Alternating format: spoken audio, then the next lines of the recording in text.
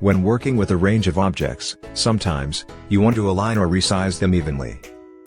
ActivePresenter offers a variety of functions to align and resize objects automatically and precisely.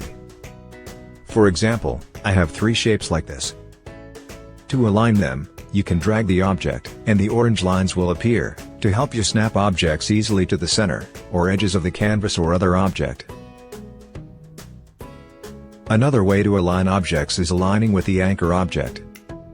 Select multiple objects. The anchor object is the last object you select, and it has green resizing handles. Click the Align button of the Format tab.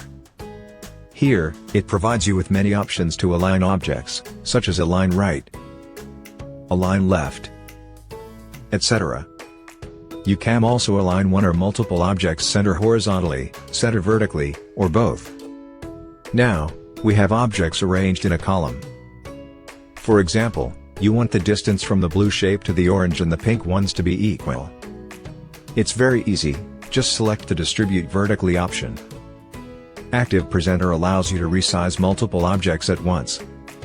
You can match the width of all the selected objects with that of the anchor object, or the height, or both at the same time. You can also make all selected objects the same size by entering your desired value here.